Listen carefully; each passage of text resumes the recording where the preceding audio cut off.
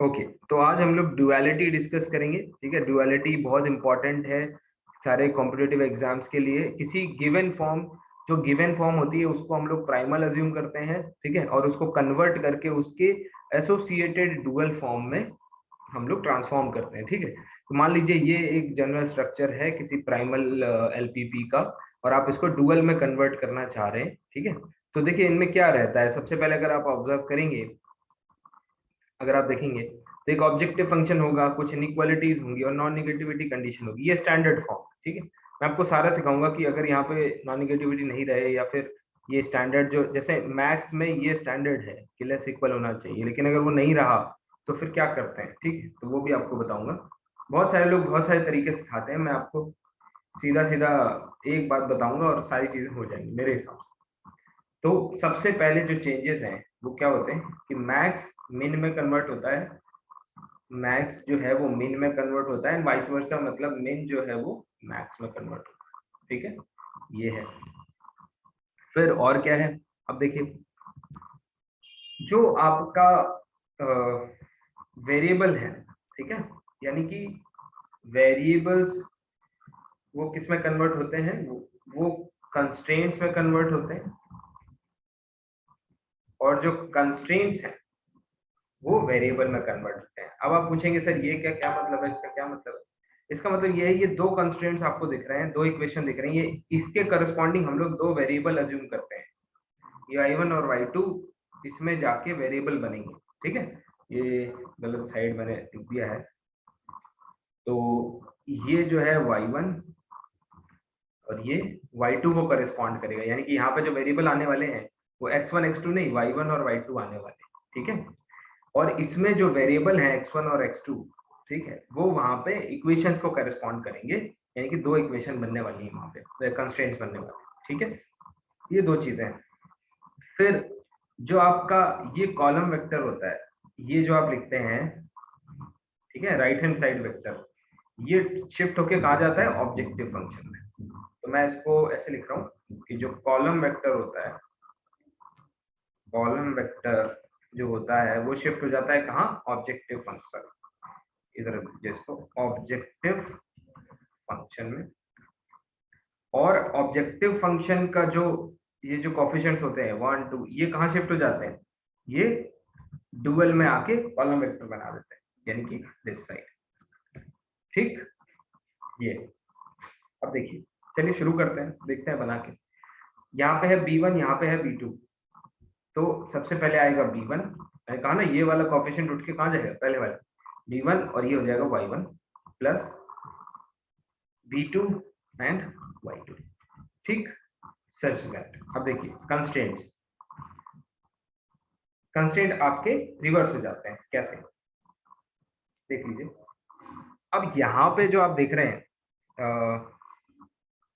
यहाँ पे है ना a11, a11, और ये हो जाएगा y1 प्लस, ये ट्रांसपोज जाता है ना a21 y2, ये पहला इक्वेशन बनेगा, ग्रेटर इक्वल x1, x1 मतलब ये वाला उठ के यहाँ आता है।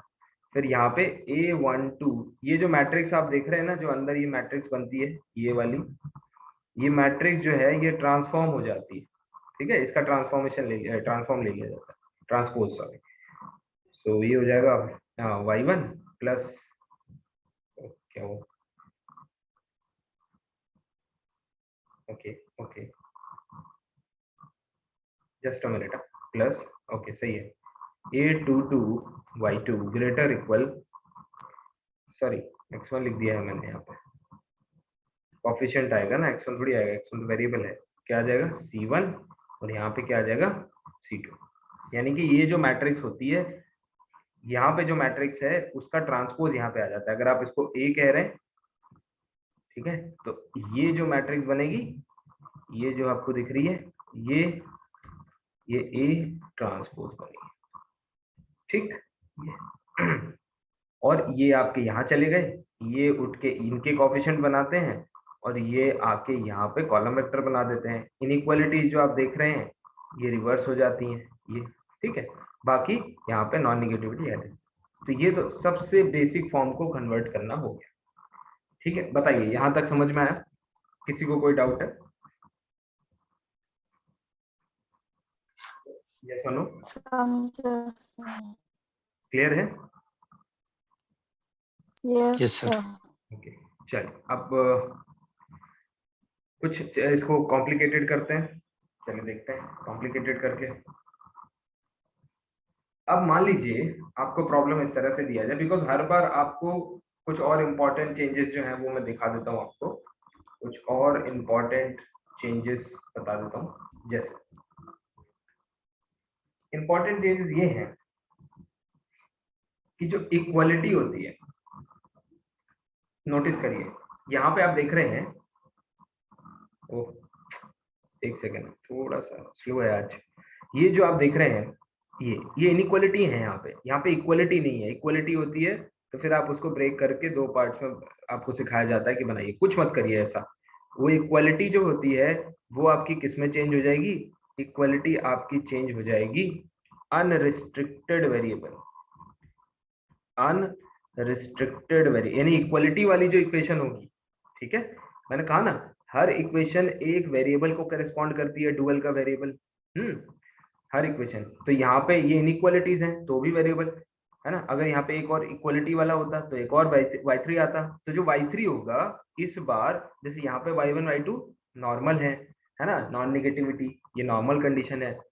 अगर यहाँ पे इक्वालिटी होती तो यहाँ पे इक्वालिटी मतलब अनयूजुअल हो गया, बिकॉज मैक्सिमम में लेस इक्वल होना चाहिए। तो इक्वालिटी किस में चेंज हो जाती? इक्वालिटी के करस्पॉन्डिंग जो वेरिएबल आता वो अनरिस्ट्रिक्टेड हो जाता है। यहाँ पे दिखाता हूँ आपको इक्वालिटी का जो एंड वाइस वर्सा, मतलब ये, अगर आपके एग्जाम क्वेश्चन में अगर आपको अनरिस्ट्रिक्टेड दिया हुआ है तो फिर वो आपका इक्वालिटी में बदल जाएगा। कैसे? एक क्वेश्चन कर लेते हैं। Maximum of z is, let us से क्वेश्चन दिया हुआ एग्जांपल से करते हैं, 2x1 प्लस 3x2 ये दिया हुआ है, such that minus x1 plus 2x2 less equal to and x1 minus x2 equal to 1, such that देखना, ओके, फाइनल में x1 and x2 are non negative. ठीक, नॉन नेगेटिव है मतलब यहाँ पे ग्रीन सिग्नल ओके है, ये कोई दिक्कत नहीं है इसको। ये आपकी क्या बन जाती है? जो गिवन फॉर्म होता है बेटा उसको कहते हैं प्राइमल फॉर्म, ठीक है, वो हो जाती है प्राइमल। तो अब देखो ये प्राइमल हो गया, इसको डुअल में कन्वर्ट करना है। तो अब मैक्सिमम किस में चेंज हो जाएगा? मिनिमम। z वेरिएबल चेंज हो जाएगा z प्राइम। देखो जो राइट वाले हैं वो किस में चेंज हो जाएंगे? इनके कोफिशिएंट्स में। और वेरिएबल मैंने आपसे कहा ना हर इक्वेशन एक वेरिएबल, तो ये वाली लेटेस्ट से y1 को करस्पॉन्ड कर रही है, सॉरी, और दूसरी वाली जो इक्वेशन आपको है, अब उसमें इक्वालिटी है कि नहीं वो बाद में देखेंगे, वो किसको करस्पॉन्ड कर रही है? y2। तो मिनिमम ऑफ z क्या आ जाएगा? ये 2 टाइम्स y1, 2 यानी कि ये वाला, प्लस y2 क्यों? 1 टाइम्स 2, फिर 2 टाइम्स y1 माइनस y2। अब देखो यहाँ पे ये जो इक्वालिटी है ना, बहुत सारे लोग तो बोलते हैं ब्रेक करो, दो में कुछ मत करो इसको। जो स्टैंडर्ड है मिनिमम के लिए, क्या स्टैंडर्ड है? ग्रेटर होना चाहिए, तो रिवर्स करके ग्रेटर कर लो 1, कोई दिक्कत नहीं है। बस यहाँ पे आ जाएगा क्या? सच दैट y1 जो होगा वेरिएबल, y1 के करस्पॉन्डिंग जो इक्वेशन है वो मैक्स के हिसाब से करेक्ट है, यानी कि y1 जो होगा हमारा वो भी सिचुएशन के हिसाब से नॉन नेगेटिविटी सेटिस्फाई करेगा, यानी जो होता है वैसे ही रहेगा। बट y2 जो हमारा है उसके हिसाब से, मैक्स के हिसाब से इक्वालिटी नहीं आनी चाहिए। इक्वालिटी किसमें चेंज होती है? अनरिस्ट्रिक्टेड वेरिएबल में, यानी y2 हमारा क्या हो गया? अनरिस्ट्रिक्टेड। ठीक, और अगर आपको ये फॉर्म दी जाए, आपको यहाँ कन्वर्ट करना है, वापस आना है, तो देखो y2 यानी कि सेकेंड वेरिएबल यहाँ पे इसमें जो है, यानी कि सेकेंड इक्वेशन जो होगी वो इक्वालिटी होगी। यही तो मतलब है अनरिस्ट्रिक्टेड किसमें चेंज होता है? इक्वालिटी में। तो रिवर्स आओगे तो आप देखोगे कि आप यही पाओगे, यही बना पाओगे। ठीक है, कोई दिक्कत नहीं है। इतनी बात बताइए, समझ में आई? यस और नो कि इक्वालिटी हमारी अनरिस्ट्रिक्टेड में चेंज होती है।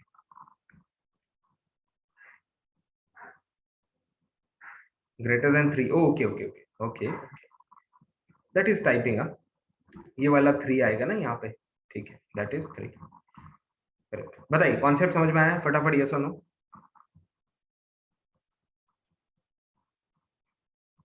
हेलो। Yes sir. हाँ फटाफट बताया करिए ताकि हम आगे बढ़ सकें, ठीक है। अब देखिए, अब मैं आपको थोड़ा सा इसमें मिक्स कर, बहुत सारे लोग बताते हैं कि स्टैंडर्ड फॉर्म में चेंज करो, ये करो वो करो, कुछ मत करो, ठीक है। लेट अस से max of z is x1 minus x2 plus x3, ठीक है। ये आपको करने को दे रहा हूँ मैं, such that x1 minus 2 x2 plus 3 x3 हाँ equals to 1, x2 plus x3 less than 2, let us say, and x1 minus 3x3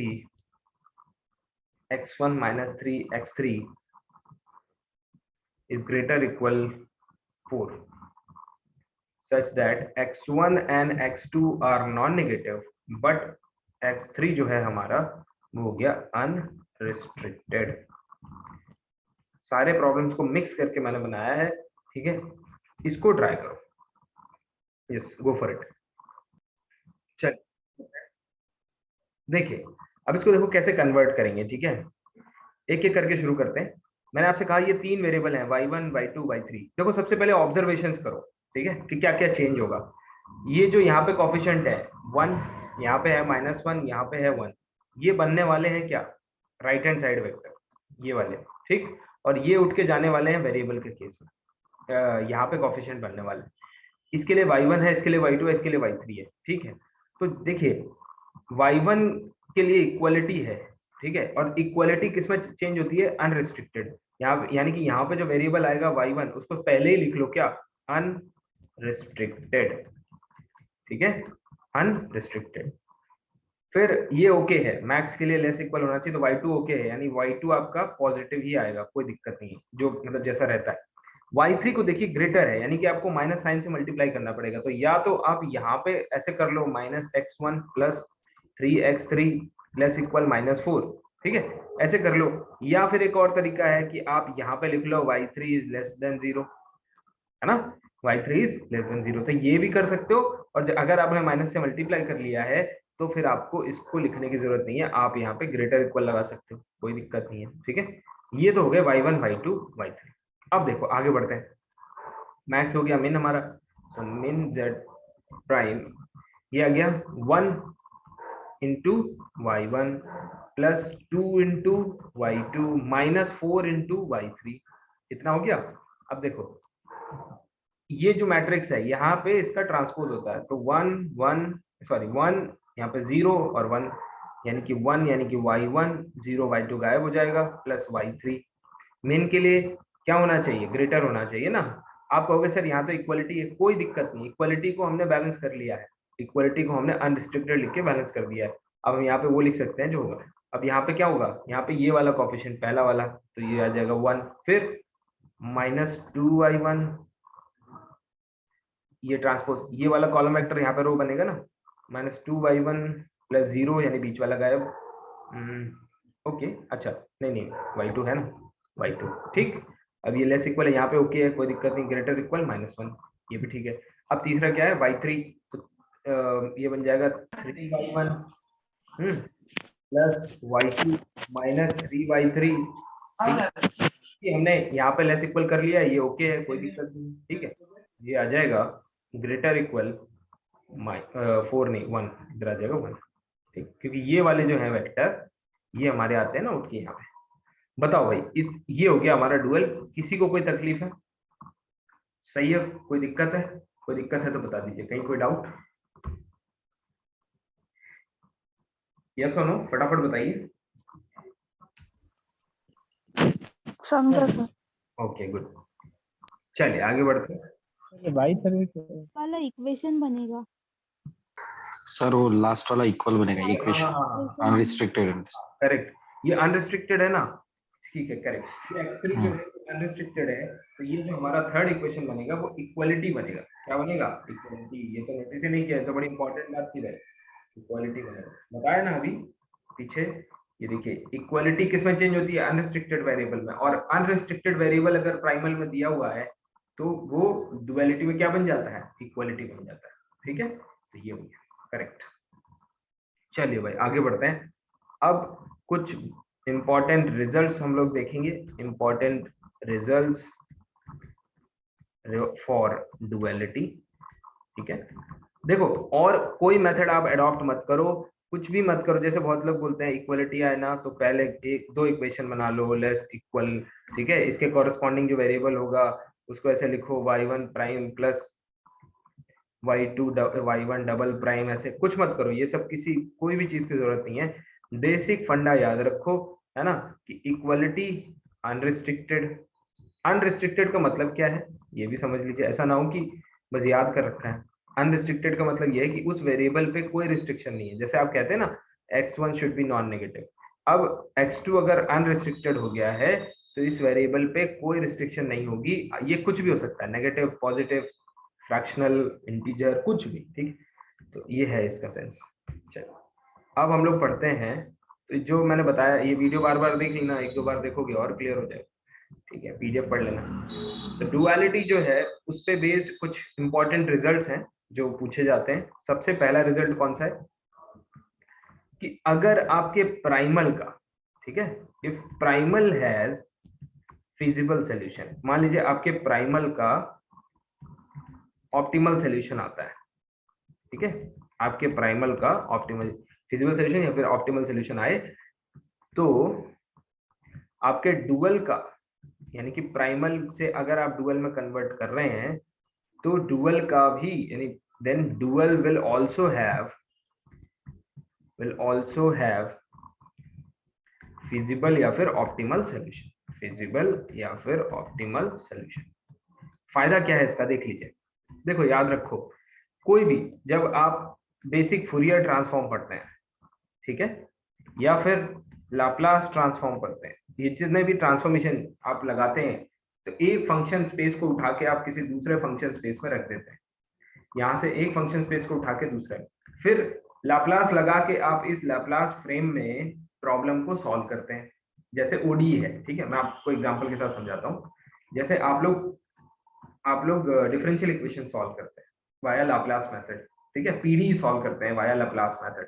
तो आप क्या करते हैं, एक क्लासिकल फ्रेम है, उस फ्रेम में से लाप्लास लगाया, लाप्लास अप्लाई करने के बाद आप एक लैप्लासियन फ्रेम में उसको लेके गए प्रॉब्लम को, और आपने यहाँ पे सॉल्व किया। यहाँ पे सॉल्व करके आपका कोई सोल्यूशन आया, ठीक है। अब कोई थ्योरम, कोई रिजल्ट तो होना चाहिए जो कहे भाई हम आपसे क्लेम कर सकते हैं ये प्रॉब्लम था, आप उसको उठा के यहाँ ले गए, प्रॉब्लम आपने चेंज कर दिया कंप्लीटली। भाई प्राइमल से डुअल तो अलग दिखता है ना, स्ट्रक्चर तो अलग होता है। तो मैं कहूँ कि भाई डुअल तो आपने कुछ इस तरह का ले लिया, है ना, आप यहाँ पे रेक्टेंगुलर प्रॉब्लम थी, यहाँ पे सर्कुलर प्रॉब्लम आप सॉल्व कर रहे हैं, और आप कह रहे हैं ये हमारा सोल्यूशन है। मैं कैसे मान लूँ, आपने तो स्पेस ही चेंज कर दिया, प्रॉब्लम चेंज कर दी, सोल्यूशन कैसे बनेगा। तो देखिए याद रखिए, इसीलिए हर वो ट्रांसफॉर्म इंपॉर्टेंट है, और वो ट्रांसफॉर्म तब तक किफायती नहीं है, यूजफुल नहीं है, जब तक उसका इनवर्स ट्रांसफॉर्म ना बने। क्यों, इनवर्स ट्रांसफॉर्म में आप क्या करते हैं, एक प्रॉब्लम को उठाते हैं, किसी लैप्लासियन फ्रेम या जो भी आप लगा रहे हैं उस फ्रेम में लेके जाते हैं, यहाँ प्रॉब्लम को सॉल्व करते हैं, और इनवर्स ऑपरेटर से वापस लेके आते हैं इस फॉर्म। ठीक है ना, ये प्रोसेस है, हर एक में ऐसा ही होता है। आप कई बार नोटिस करते हैं और कई बार नोटिस नहीं कर पाते, ठीक है, ऐसे ही होता है। लेकिन उसके पीछे एक बहुत इंपॉर्टेंट रिजल्ट काम करता है जो आपको ये गारंटी देता है कि सोल्यूशन यहाँ हो या यहाँ हो सेम होता है। मतलब इसका सोल्यूशन ले आओ, हम मान लेंगे कि इसका सोल्यूशन हो गया। समझ रहे हैं, ये थ्योरम, ये रिजल्ट बहुत इंपॉर्टेंट है, और ये रहा वो रिजल्ट जो कहता है कि आप ऐसा करोगे तो हम मान लेंगे। मतलब प्राइमल का जो सोल्यूशन है, अगर प्राइमल के पास कोई फिजिबल सोल्यूशन या ऑप्टिमल सोल्यूशन है तो वही सोल्यूशन डुअल में मान लिया जाएगा। समझ रहे हैं, वही डुअल में मान लिया जाएगा, एंड वाइस वर्सा। देखिए बहुत इंपॉर्टेंट है कैसे, इसका फायदा कैसे उठाते हैं। मान लीजिए आपका एक प्राइमल प्रॉब्लम दिया हुआ है, पर वो ग्राफिकल से सॉल्व नहीं किया जा सकता, कल मैंने आपको सिखाया था। आप उसको क्या करो, डुअल में कन्वर्ट कर रहे हो, अब ये ग्राफिकल से सॉल्वेबल हो गया, अब इस पे ग्रीन टिक हो गया, अब आप इसको सॉल्व कर सकते। आपने ग्राफिकल से सॉल्व किया, आंसर आया 19/21, ये आ गया आपका ऑप्टिमल सॉल्यूशन डुअल में। आपने कहा यार समस्या हो गई क्योंकि मैं प्रॉब्लम को यहाँ से यहाँ उठा लाया हूँ, मैंने तो डुअल का सोल्यूशन निकाला है। तो फिर ये जो रिजल्ट नंबर 1 कहता है, आप चिंता ना करें, आपने जो सोल्यूशन निकाला है डुअल में, ठीक है, डुअल में जो सोल्यूशन निकाला है वही प्राइमल के लिए सोल्यूशन का काम करेगा। So if a primal has feasible solution, then that solution will work for dual also. यहाँ पे लिख लीजिए, the solution will be same, ठीक है। ये बड़ा इंपॉर्टेंट रिजल्ट है। यहाँ पे आप लेके आ गए, आपने कह दिया इसका भी सोल्यूशन, कोई दिक्कत नहीं, काम हो गया आपका, ठीक है। तो ये बड़ा इंपॉर्टेंट है। और स्टेटमेंट में भी कई बार आ जाता है कि एक फॉर्म प्राइमल या डुअल, अगर एक फॉर्म के पास आपका इनफिजिबल सोल्यूशन या ऑप्टिमल सोल्यूशन है तो वही जो है वो दूसरे के लिए भी काम कर जाएगा, ठीक है भाई। ये this is how it works. चलिए आगे बढ़ते हैं, बताओ ये क्लियर है, यस और नो, समझ में आया? Yes sir. ठीक है, बड़ा इंपॉर्टेंट है। दूसरा, अब अगर मैं आपसे कहूं कि प्राइमल के पास इनफिजिबल सॉल्यूशन है, इनफिजिबल याद आया? इनफिजिबल सॉल्यूशन यानी सॉल्यूशन तो है ना, जो हमारा, याद करो, पार्टी, सिटी, सॉल्यूशन तो है, ये रहा आपका सॉल्यूशन, लेकिन आपके जो कंस्ट्रेंट्स हैं उनको सेटिस्फाई नहीं कर रहा है, ऐसे सॉल्यूशन को क्या बोलोगे? इनफिजिबल सॉल्यूशन, ठीक है। तो इनफिजिबल सॉल्यूशन अगर प्राइमल के पास है तो हमारा डुअल के पास सॉल्यूशन जो होता है वो क्या हो जाता है? अनबाउंडेड। क्या हो जाता है? अनबाउंडेड। अगर प्राइमल के पास इनफिजिबल सॉल्यूशन है तो डुअल के पास वो क्या बन जाता है? अनबाउंडेड सॉल्यूशन बन जाता है, ठीक है। Unbounded, infeasible, infeasible, unbounded and both, है ना। देखिए, सो यस, शुरू करते हैं, ठीक है। Infeasible, okay. एक, अगर मैं आपको एक स्टेटमेंट दूं, इसको थोड़ा सा ठीक कर लेता हूं।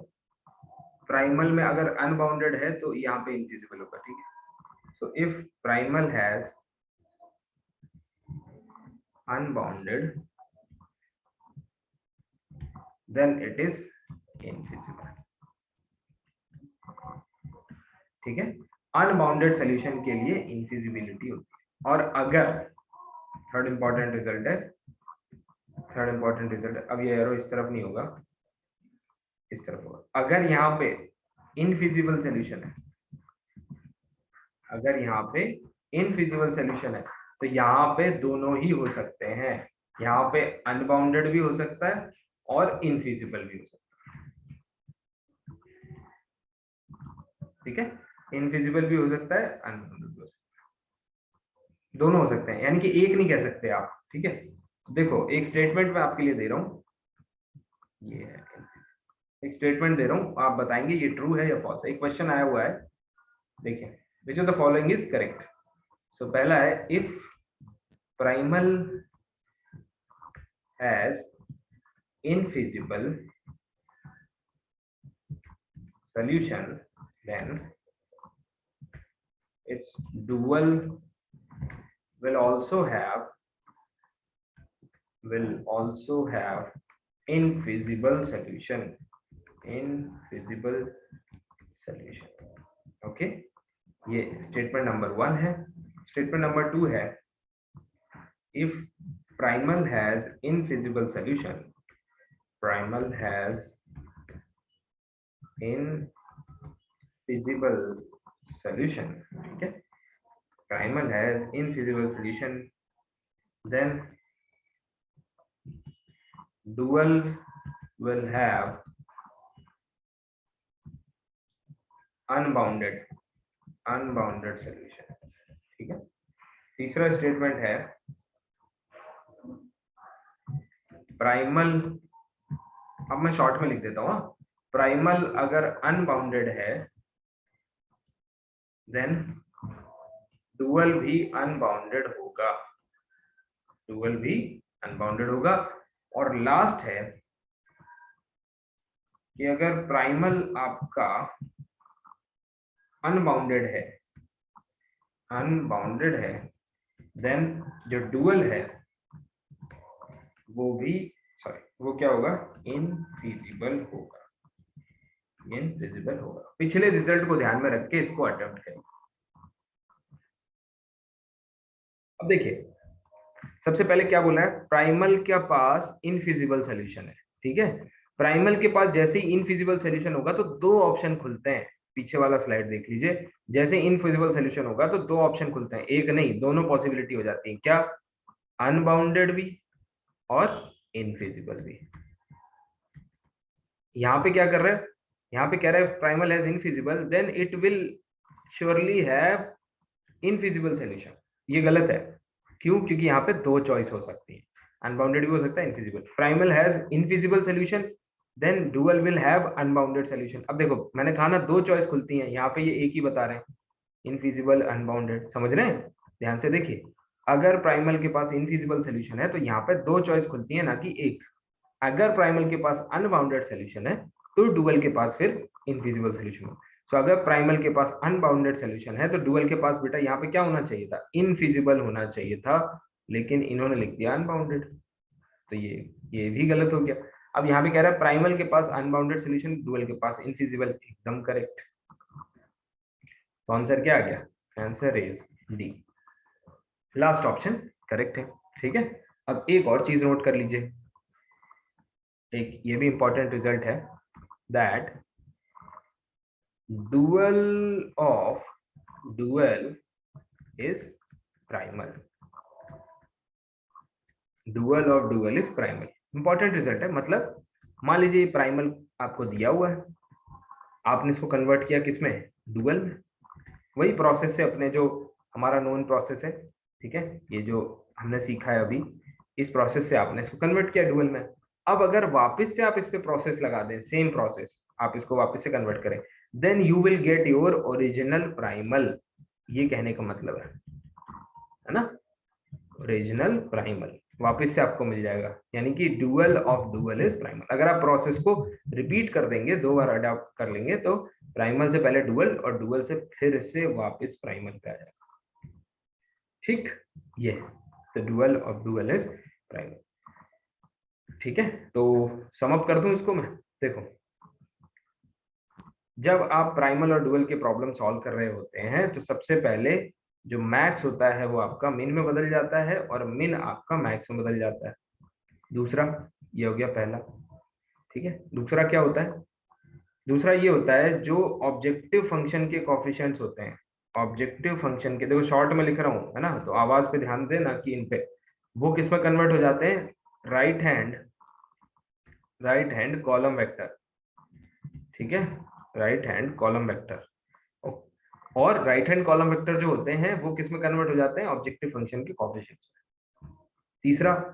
तीसरा जितनी इक्वेशन होती हैं, यानी कंस्ट्रेंट्स जो होते हैं, जितने कंस्ट्रेंट्स होंगे, नंबर ऑफ कंस्ट्रेंट्स यहाँ पे लिख देता हूँ, that will be better. So number of constraints will be equal to number of variables, है ना, वेरिएबल्स इन डुअल। यानी अगर number of constraints in primal, जितने कंस्ट्रेंट्स होंगे, यानी कि जितनी आपको इक्वेशंस दी होती हैं, ये देखो वापस आते हैं, ये देखो जितनी इक्वेशन दी होती हैं, हर इक्वेशन के करस्पॉन्डिंग डुअल के लिए एक वेरिएबल काम करता है, ठीक है, ये देखो ये वेरिएबल है, ठीक है। तो फिर डुअल के लिए इक्वेशन कितनी बनती है, तो जब इक्वेशन किस में चेंज हो रही है, वेरिएबल्स में, तो वेरिएबल किस में चेंज होंगे, number of variables in primal, ये क्या बनाएगा, number of constraints in dual बना देगा, ठीक। और आप ये देख सकते हैं कि फोर्थ में सबसे इंपॉर्टेंट, और इसको स्टार लगा लो, अगर यहाँ पे अनरिस्ट्रिक्टेड वेरिएबल इन प्राइमल, अगर यहाँ पे अनरिस्ट्रिक्टेड वेरिएबल है, सो गिव्स, क्या देता है, इक्वलिटी। एक इक्वेशन जो है वो इक्वल की आएगी, equality in dual and vice versa,